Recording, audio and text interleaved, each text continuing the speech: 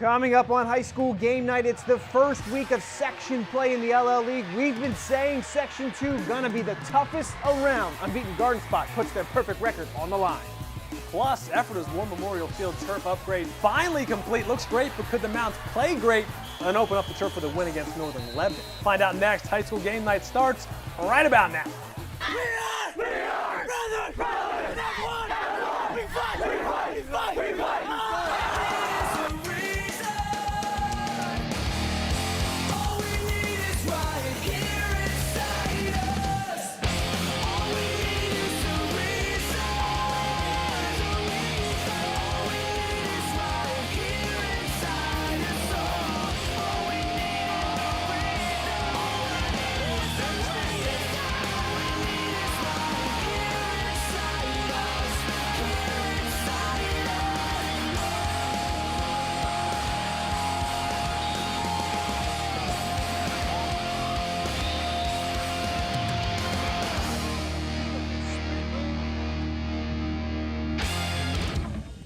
Hello and welcome to high school game night. It is week 4, the end of the first month of high school football. I'm Chad Landers. And I'm Brian Cast. Week 4 means that section play is finally here. All these games now count in the final standings to determine who will become eventual section champions. Yeah, we've said it all summer. Section 2 going to be the most difficult to come out with the title. Quality teams everywhere you look across the schedule, and 2 of them clashing tonight in Lancaster City. Right, the Garden Spot Spartans. I've been behind these guys all year. That is known against the Lancaster Catholic Crusaders tonight. A game like this, just a taste of what's to come for those next 7 weeks. So let's check them out. To Rossmere Stadium we go. Both these teams new to Section 2. Catholic, though, striking first. Quarterback Jordan Scott. Easy to find your target when he's 6'3". Ricky Poyline hauls it in the back of the end zone. Crusaders up 6-0. And then it's Garden Spot's offense. Not Mitch Martin throwing, but Jihad Jeffers running up the gut, weaving through the defense. Turns on the Jets for 48 yards to the house. Garden Spot up 14-6. Ooh, later, Spartans defense coming through. Tons of LL All-Stars returning on this side of the ball. Soft hands of Darryl Hartman. Picks it off. Nice return. After that, the Spot heads into Lancaster City and shocks the Crusaders. Spartans win 35-20. Not shocking to you. Not shocking to me, not at all. We will stay in Section 2 for our next game. Cocalico Eagles so close to being unbeaten right now. 1-point loss to Cedar Cliff last Thursday. Almost had it. The Eagles proving that they can hang with some of the best teams in the district with that performance. Tonight hosting Lebanon, who they shut out a year ago in this game. Big first half for the Eagles. They've got the lead and not content to just sit on it. Check it out. Dante Haynes will pitch it to DJ Fabiani. You see all the linemen rolling that way to block for him. He's in for the score. 42-6 Eagles. Oh, yeah, and they are not done. Haynes looking more and more comfortable running that veer every week on the QB keeper here. Put 6 more points on the board. This one turning out to be a rout. And let's give some love to the Cocalico defense as well. Devin Del Piano out there roaming. Ball falls right to him, and he knows what to do. That'll be a pick 6. Cocalico all over the Lebanon Cedars in this one, 63-13. That's your final score. And we're just getting started here. Coming up, Manheim Central getting to open up their Section 2 slate against Elizabethtown. Could those Barons keep on rolling? And a very interesting game in Whitmer tonight. Conestoga Valley hosting Manheim Township. CV put up a heck of a fight against Lanspeter Strasburg last week. Could they upset the favored Blue Streaks in this one? Stick around. We'll be right back. High school game night brought to you by JD's Pazzo Pizza in Ephrata.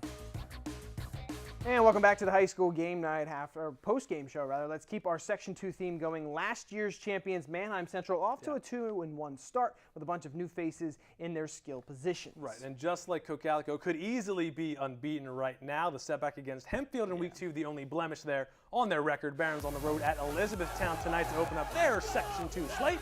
First quarter, right away, Barons established the fact that QB Tony Stafiri is a beast. He fakes the handoff, zooms in here for a 25-yard touchdown run. Barons up 7-0, and they do not stop there. Here, Stafiri swings it out to senior Tucker Ford, and he will do the rest. Just seems to be a step faster than everyone else out there on the field. He will dive in. It's 14-0 Barons. A little later, Stafiri will look to who else? It's Ford running down the seam. Pretty pass here finds him. E-Town tries to tackle him, They're just grabbing it air. Ford is in for another score. We will cap off our first half highlights with a Central running back, Damon Camacho. All these Central guys have got tons of talent. He pirouettes his way into the end zone. No problems for Manheim Central tonight. They win huge, 44-0. So let's move on to Section 1. Conestoga Valley Buckskins played Lampeter Strasburg. Very tough last week. Surprised a lot of people. Yeah, and LS one of the favorites in that Section 2 race. So CV hanging in there with the big guys bodes well for the Bucks as they move on to their always tough Section 1 schedule. The Blue Streaks of Manheim Township heading to Whitmer for the game tonight. First quarter, Buckskins defense standing strong. Streaks QB Eric Benjamin scrambling around, a whole host of CV defenders there to bring them down as the game remains scoreless. But later in the half, Grant Stoltzfus going to pass, throws it out wide, picked off by Isaac Vasquez, and he smells the end zone, has some blockers, sneaks inside the pylon when Township throws up 7-0. Streaks not done there. Just before the half, Benjamin airs it out for Paseo Alule in the corner of the end zone. You like that one? Nice layout for the catch. Township up 14-0 at that point. The offense wakes up for the Streaks in the second half, and they roll to victory 42-7. All right, another Section 1 team, Warwick, got their first win of the season last week against Ephrata, and quarterback Colin Gibble has been steadily improving. Right, real test for him is going to be that Section 1 gauntlet, just like we were talking about CV. He's shown great chemistry with his receivers like Chris Borg and Jordan Sapala so far, though. Defensive plays tonight being made all over the place in the first half. We'll pick it up in the second quarter. Snap for Cedar Crest, not a clean one. Ball's loose, and Adam Wagaman falls on it for Warwick.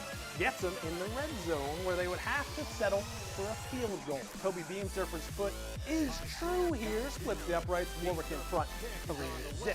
It would be 6-3 Cedar Crest at the half, and in the fourth quarter, here comes Warwick. Colin Gibble. Does he have a receiver?